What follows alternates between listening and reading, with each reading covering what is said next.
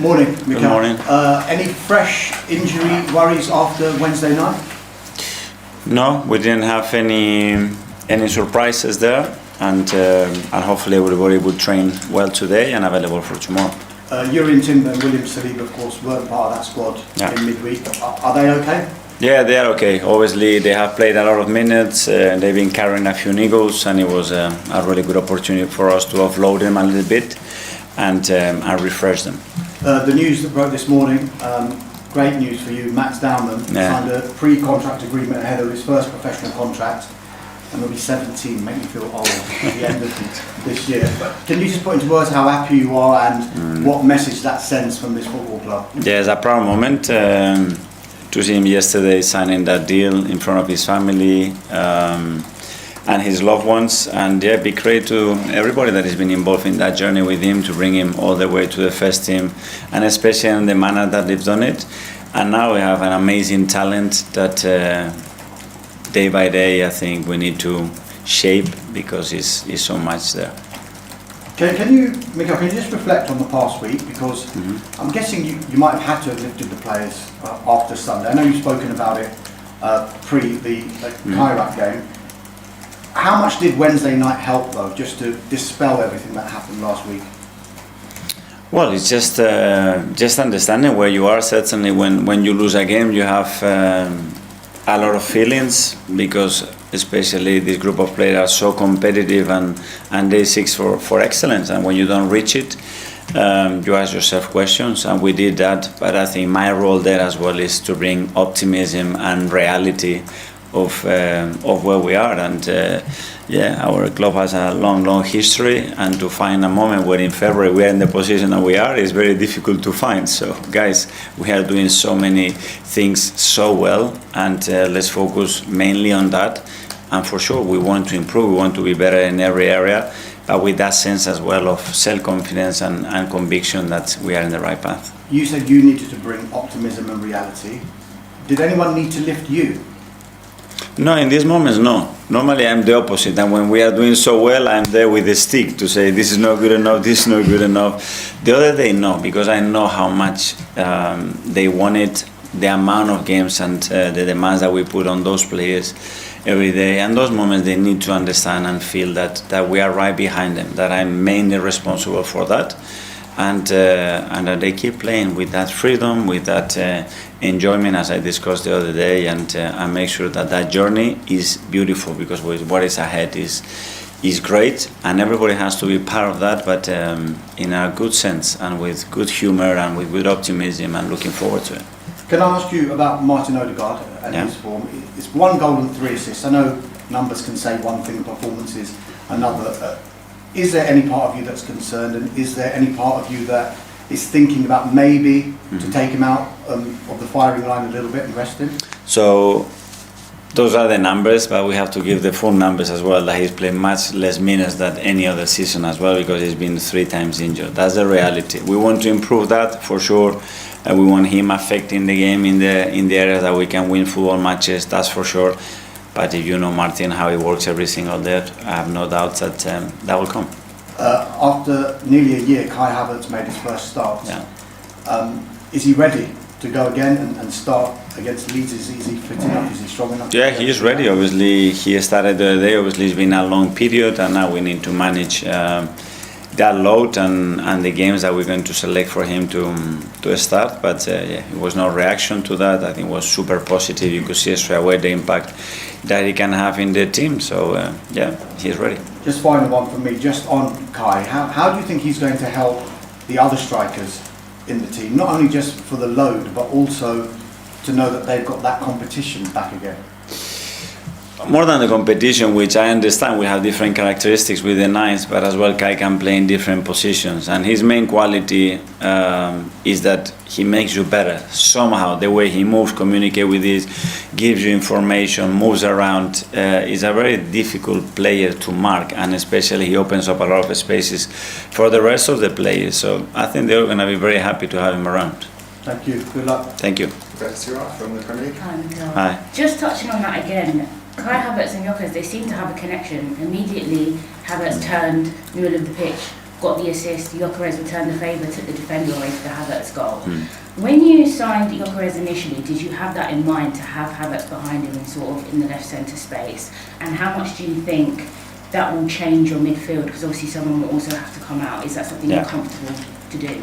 Yes. So, well, we knew when we signed Victor as well that Kai was going to be out for still a long period and Gabi Jesus was nowhere near. So we hoped that this relationship was going to build in the right way, but we didn't know when. So the other night we saw a lot of positive things. Obviously, it will depend on the opponent and how they behave, what formation they use. But there are options that are obviously really, really positive to the team, whether he plays as a 9, as an attacking midfielder, and to have that combinations, whether it's at the start or throughout the game, I think it's something very good, and it can impact the game in a really powerful way. You've spoken so highly of Norgard. You've mentioned another player, his ability to make everyone around him better on and off the pitch. You said his preparation's top tier. He said himself it's a big squad when everyone's talking about his minutes, and that will probably help towards this end of the season and everything you're competing for. When you're picking your matchday squad and he's not in it, what is the thought process behind that?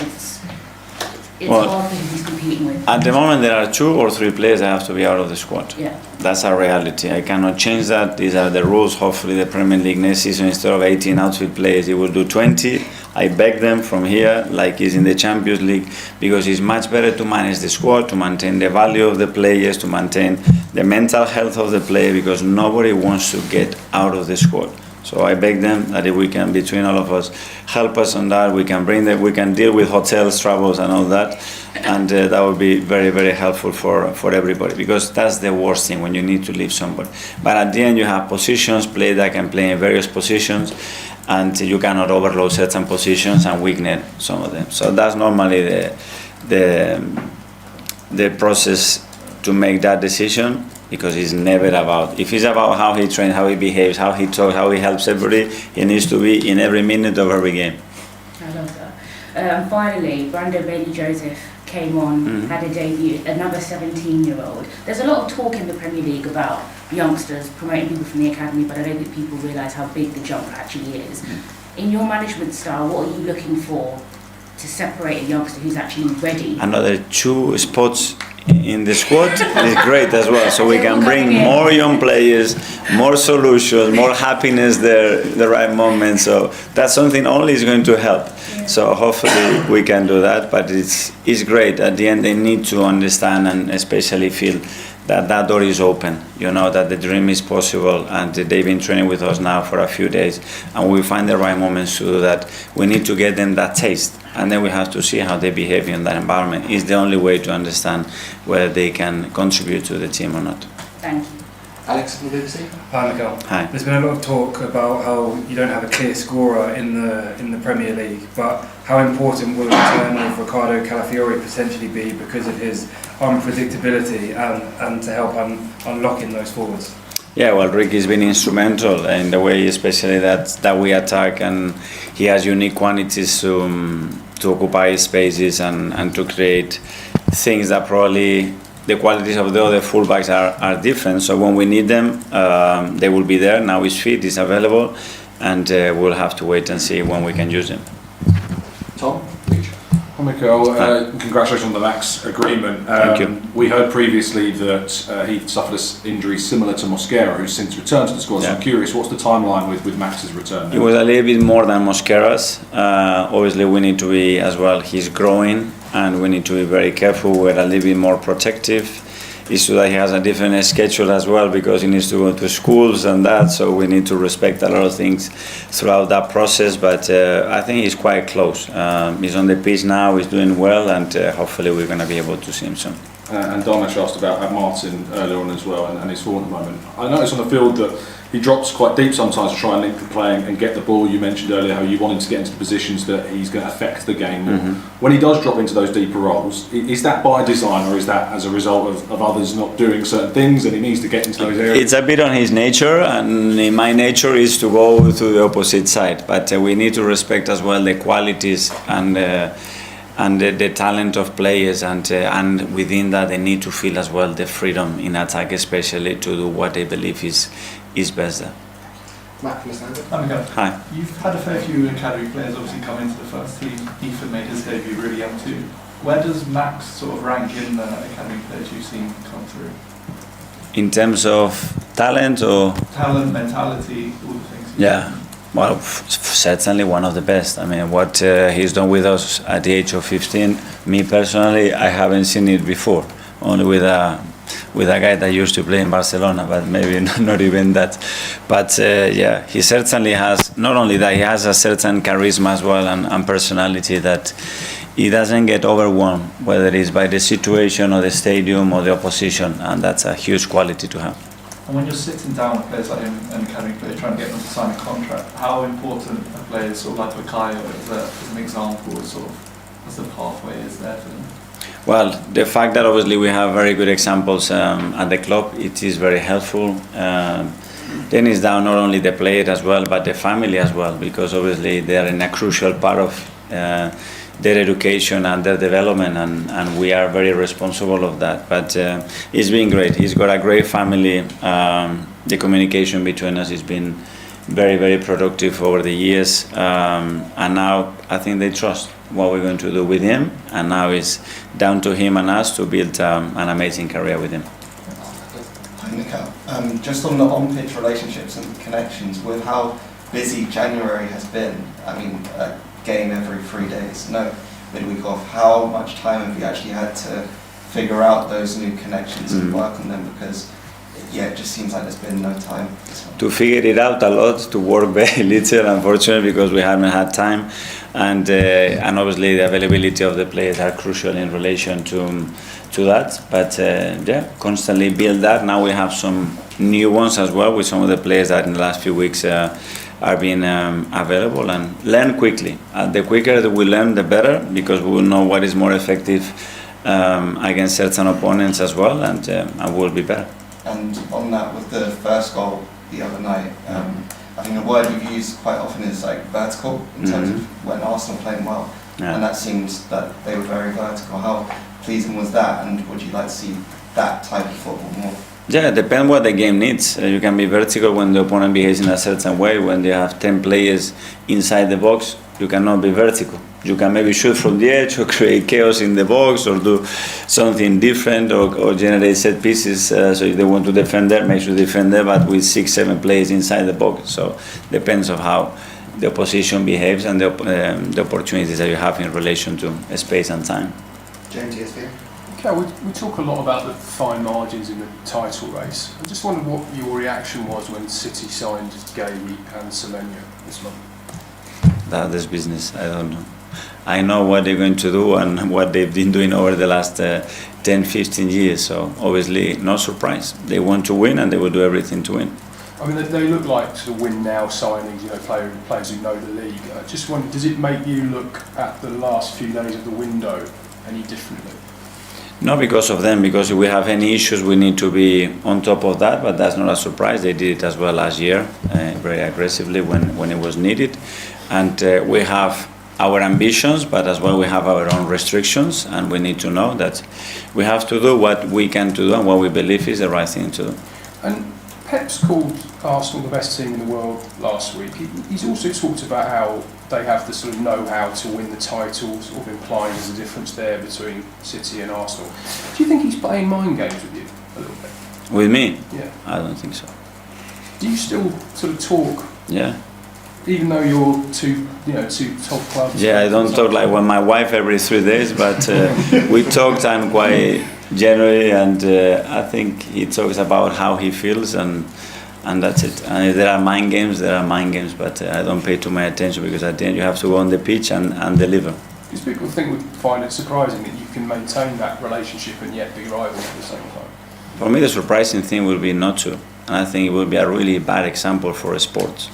And I think in the sport you have to learn, and probably the biggest lesson that the sport has given us is the relationship, for example, that Rafa Nadal and Roger Federer had. And I'm not at that level at all, but one of the best in the history, or the two best, one of the best sportsmen, the relation they have between them when they have to play final one against each other. So how the hell I'm not going to have a great relation with someone that I admire, I work with, and he's a colleague. But the same with any other opponent.